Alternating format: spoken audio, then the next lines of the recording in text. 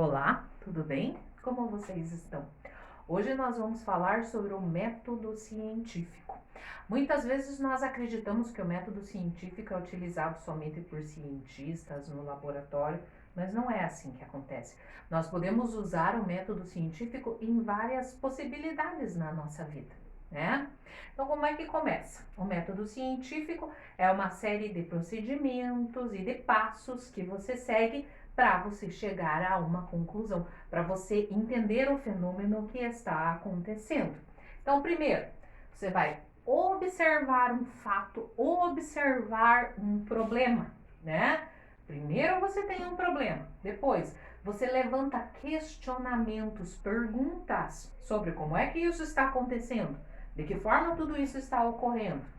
Você vai formular hipóteses, quer dizer, teorias, para tentar entender o que está acontecendo. Depois você vai passar para a experimentação, você vai testar essas suas hipóteses. Algumas vão ser verdadeiras, outras não. Vai analisar os dados coletados em todo esse processo e vai concluir, né? Concluir esse teu problema, vai encontrar a solução para o problema. Então, o primeiro passo. Primeiro passo é a observação do problema. Então, observar a natureza, observar um evento, o comportamento das pessoas, o que quer que você esteja estudando, né? No caso, a observação é o problema a ser decifrado, né? A ser descoberto. Se for para nós falarmos algo que está nos incomodando bastante ultimamente, né? O coronavírus. O nome do vírus que causa a doença é SARS-CoV-2.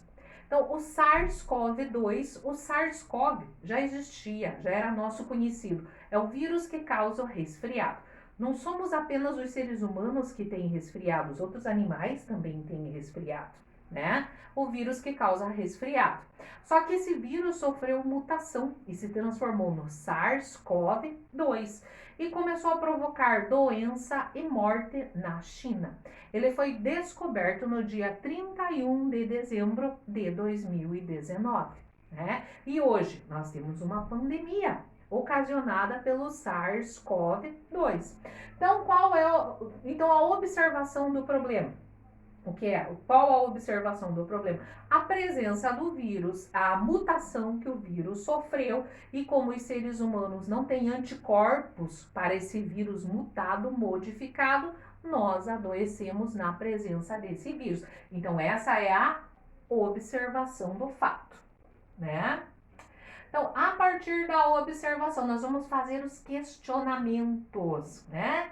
De onde, como surgiu esse vírus, onde surgiu esse vírus, qual era o formato dele antes de sofrer mutação. Vamos conhecer esses vírus, né? Vamos observar qual o seu material genético, se é DNA, se é RNA, qual a composição da sua cápsula, né? O capsídeo que forma esse vírus. Nós vamos levantar vários questionamentos, como onde ele surgiu, por que surgiu, existem outros locais, outras pessoas já tiveram essa doença, né? Existe na literatura alguma anotação, algum artigo científico que se refere a essa doença. Nós vamos exercer esses questionamentos e vamos formular hipóteses. Como é que esse vírus surgiu? Né? Surgiu em seres humanos, ou então surgiu em um animal silvestre, ou então nós temos que arcar, né, com essa responsabilidade também, quando nós falamos em queimadas, quando nós falamos em desmatamentos, quando o ser humano desmata regiões de mata onde o ser humano ainda não havia pisado, onde não havia tido contato com seres humanos. Lá existem seres vivos, lá existem vírus que nós ainda não conhecemos, que nós não fomos sensibilizados por esse vírus, então não produzimos esses anticorpos. E uma epidemia pode surgir em qualquer momento, né? Uma proliferação desses vírus através dos seres humanos ou através de outros animais também. né? Então nós vamos levantar muitas hipóteses. Como é que esse vírus surgiu? Da onde? Ataca só seres humanos? Ataca os animais também? Né? Então essas são as hipóteses que nós vamos levantar. Né? Quais são as... Até hoje não se tem certeza da origem do vírus. Acredita que seja pelo contato com animais silvestres, né? Na China. Acredita, se não você tem certeza. Você vai levantar as hipóteses, algumas hipóteses podem ser falsas, né?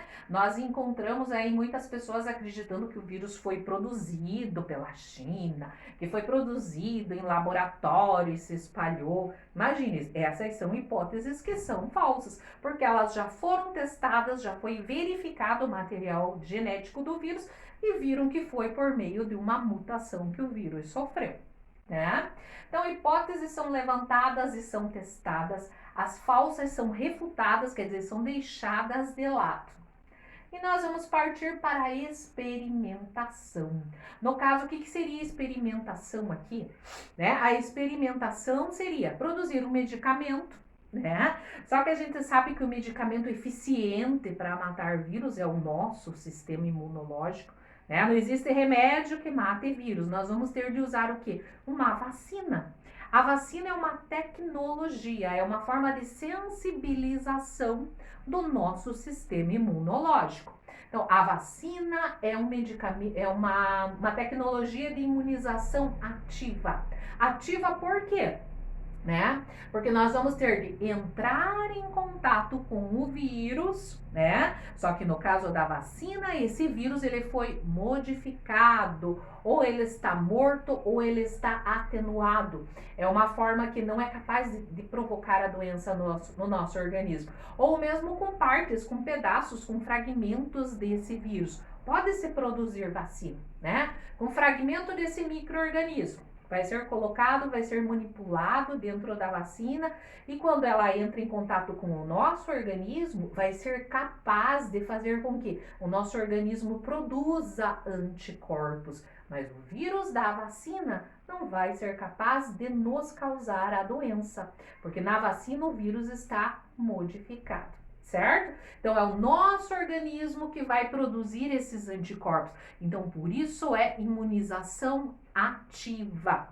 Quando nós falamos de imunização passiva, nós estamos falando do soro. O soro também está sendo utilizado, né, no tratamento da Covid, porque é uma doença nova. Né? Tudo está sendo testado, nós estamos dentro do método científico falando do SARS-CoV-2, do Covid-19. Estamos nesse processo, o mundo todo está nesse processo. Quando nós falamos da utilização do plasma sanguíneo das pessoas que foram sensibilizadas, que tiveram a doença e produziram esses anticorpos. Os anticorpos ficam no nosso sangue, no plasma sanguíneo, que é a parte líquida do sangue. Esses anticorpos produzidos são injetados nas pessoas que estão doentes, né? Porque como é que é a produção do soro? A produção do soro mais comum, né, que nós temos é a produção do soro antiofídico, que é contra o veneno da cobra, do soro contra o veneno do escorpião, contra o veneno de aranhas, né? Então, esse soro, vamos falar do veneno antiofídico, contra a picada da cobra, né? Então, eu pego o veneno da cobra, que na verdade não é a saliva do animal. O veneno da cobra é a saliva que o animal produz. Se for para nós pensarmos, na nossa saliva tem o quê? Na nossa saliva tem amilase salivar ou pitialina, que é a enzima que digere o amido. Amido é a base da nossa alimentação. Quando nós falamos em arroz, feijão, pão, macarrão, trigo, milho, a base da nossa pirâmide alimentar é o amido, né? Então, nós precisamos dessa enzima para transformar amido em glicose no final do processo da digestão que ocorre dentro do nosso intestino delgado, certo? Então, veja, essa é a nossa saliva. Na nossa saliva tem amilase salivar, porque a base da nossa alimentação é o amido. Agora, falando das cobras, né? Algumas cobras, na sua saliva vai ter o quê? A enzima que digere proteína. que é a protease, né? Então, nós somos formados por proteína. Nós não fazemos parte, não somos parte do hábito alimentar das cobras, de forma nenhuma. A cobra vai se alimentar de pequenas aves, de pequenos roedores, né? Mesmo de animais menores. Ela vai se alimentar desses animais. E esses animais, se for para você pensar no rato, né? Na ave, formado por proteína. Então, se ela se alimenta de proteína, na sua saliva tem de ter enzima que digere proteína, né? Então, o veneno da cobra nada mais é que a saliva desse animal que possui enzima que digere proteína. Só que o problema é que nós também somos formados por proteína. Então, para nós, esse veneno é tóxico. É como se aquela enzima presente no veneno, na saliva da cobra, injetada no nosso corpo, quando nós somos picados, né? Tentasse digerir, dissolver a nossa musculatura, o nosso corpo. Esse é o processo do veneno da cobra, né? Só que você foi picado por uma cobra. Não dá tempo de você tomar a vacina, tem como você tomar a vacina contra o veneno da cobra? E daí, essa produção de anticorpos vai levar cerca de 2 meses a 3 meses para ficarem prontos. Os anticorpos levam tempo para ficarem prontos, né? Não é assim da noite pro dia, não. Você tem uma quantidade de anticorpos prontos lá no final de 2 meses. 10 dias a 15 dias já começa essa produção, mas os anticorpos prontos é 2 meses a 3 meses. Você não tem esse tempo todo. Porque algumas cobras, esse veneno pode matar em até 45 minutos, 50 minutos. Você não tem esse tempo, né? Então, já que não dá tempo de você produzir os anticorpos, você tem que receber esses anticorpos prontos. E esses anticorpos prontos vêm no soro que um outro animal produziu, né? Nos laboratórios, eles vão utilizar uma pequena parte, né, desse veneno, nós estamos falando do veneno da cobra, vão injetar uma pequena parte, ou então da proteína, dessa proteína existente no veneno da cobra, em um animal, geralmente no cavalo, que é um animal maior, mas eles também usam coelhos, né, vão utilizar outros animais. Então, este animal vai receber um pouquinho desse veneno, não em quantidade que possa matá-lo, mas é claro que ele vai sofrer, né? Então, esse animal vai sofrer a dor, a febre, vai ter todos aqueles problemas relacionados com o veneno do animal no seu corpo, né? E ele vai produzir esses anticorpos, porque foi injetada uma dose muito pequena no corpo desse animal. Daí, ao longo de algum tempo, 1 mês, 2 meses, 3 meses, uma parte do sangue desse animal vai ser retirado, vai ser separado o plasma, que é a parte líquida do sangue desse animal, e no plasma, nesse plasma vão estar prontos os anticorpos, né, que é o antígeno contra o veneno da cobra. Certo? Então vejam que agora no caso do coronavírus, eles também estão experimentando, né? Usando soro e partiram para cloroquina e para ivermectina. Tudo isso é o que? Experimentação. E mesmo falando nas vacinas, né? Nas vacinas contra o coronavírus, contra o SARS-CoV-2. Quantas vacinas no mundo nós temos em fase de teste, né? Então, estão em fase de experimentação. Só que mesmo essa experimentação, ela vai passar por uma análise, né? E lá na experimentação também é preciso que tenha um grupo de controle, né? Nessa análise aqui é preciso que tenha um grupo de controle. O que é o controle? A gente ouve muito eles falarem da vacina, que nos testes algumas pessoas recebem a vacina e outros recebem um placebo. O que é o placebo? O placebo é uma substância que você vai receber, que não é a vacina, não são lá a parte do vírus, o DNA do vírus, o RNA do vírus, de forma nenhuma. Mas é uma substância que você vai receber, que no teu corpo não vai ter ação nenhuma. Mas é para quê? Faz parte do processo do método científico. É a experimentação e a análise. É o grupo de controle, né? São as pessoas que recebem o placebo. E aqui nós vamos ver aqui a diferença quando a gente fala em lei, né? A lei é uma generalização de um conjunto de observações, né? E é alguma coisa assim mais já está firmada dentro da ciência, né? Já tem assim muita conclusão, já foi testada várias vezes, se obteve sempre a mesma resposta, é algo mais sólido dentro da ciência.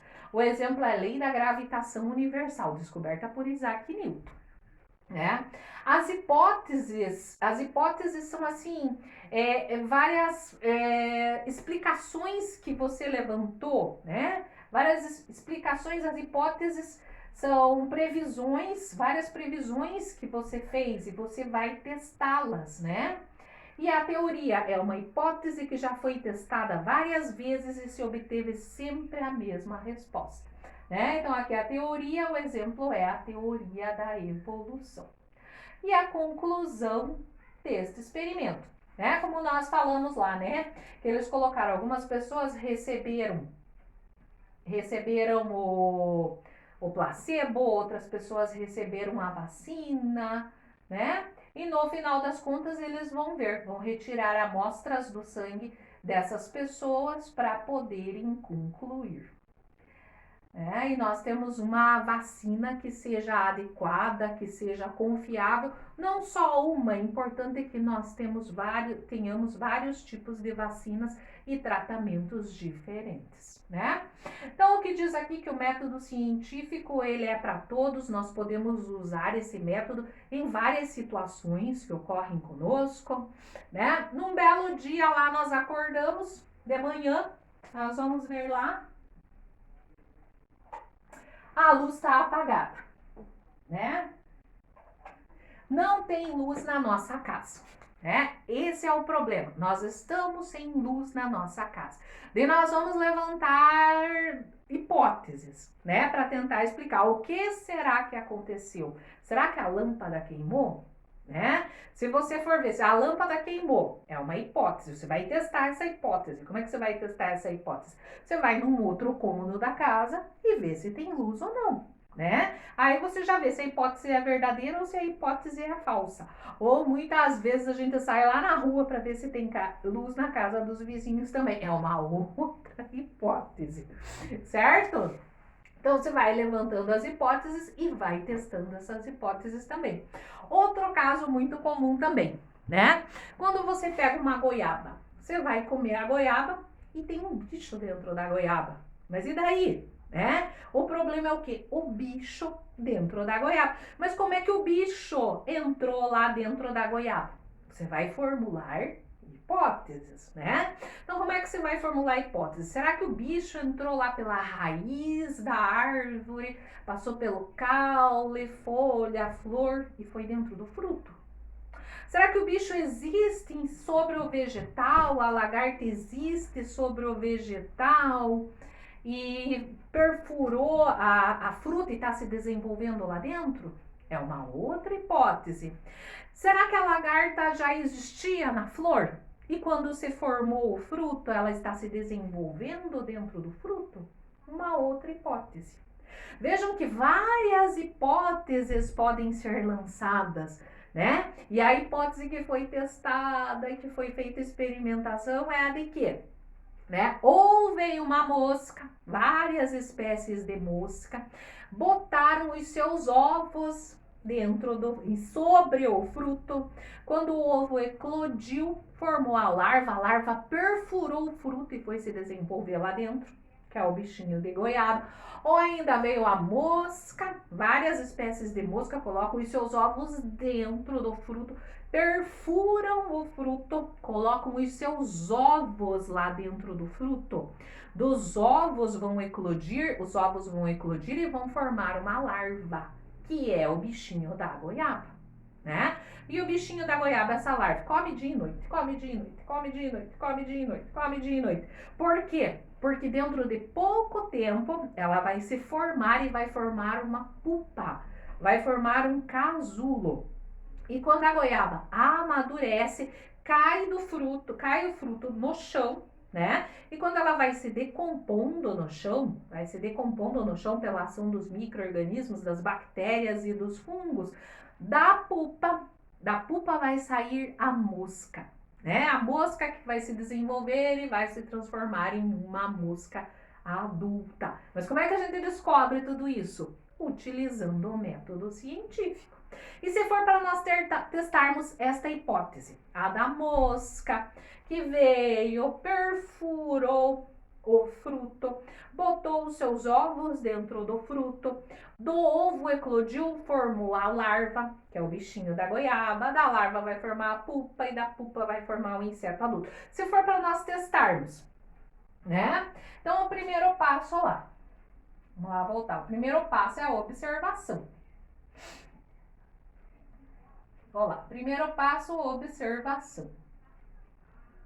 A observação do problema. Qual é o problema? Bichinho da goiaba, né? E os questionamentos, como é que foi parar lá? Por que tem bichinho dentro da goiaba? Ou de outros frutos também, né? Quando não é época de goiaba, as moscas vão introduzir os seus ovos dentro da manga, dentro da laranja, da mexerica, do pêssego, da nectarina, vai utilizar outros frutos, né? Vamos levantar hipóteses, aquelas que nós falamos. Será que o bichinho entrou pela raiz? Será que o bichinho estava lá, a larva estava na flor e quando se formou o fruto, ele já se introduziu dentro do fruto? As hipóteses, a experimentação, como é que nós vamos experimentar?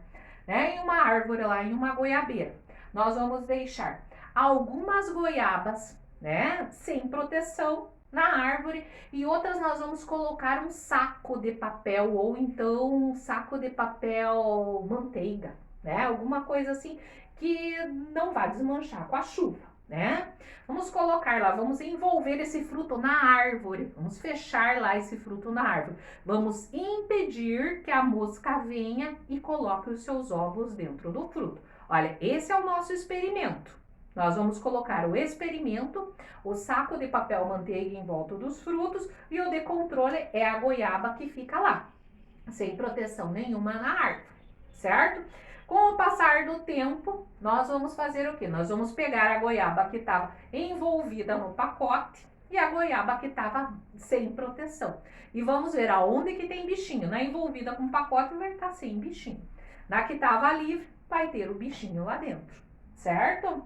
Então, nós vamos entender, vamos analisar todos esses dados e vamos concluir, né? Daí, através de todo esse experimento, que são as etapas do método científico, nós vamos concluir que o bichinho da goiaba entrou lá dentro, porque a mosca veio, perfurou o fruto, botou os seus ovos lá dentro. E a partir desse momento, eles se desenvolveram lá dentro. Será que faz mal comer bichinho de goiaba? Não, né? Porque daí, além da vitamina que você recebe comendo a goiaba, que goiaba tem vitamina C, né? Que fortalece a gengiva, que fortalece a nossa pele, que melhora as condições do nosso sistema imunológico, ainda vai ter a proteínazinha do bichinho. Fiquem bem, até a nossa próxima aula.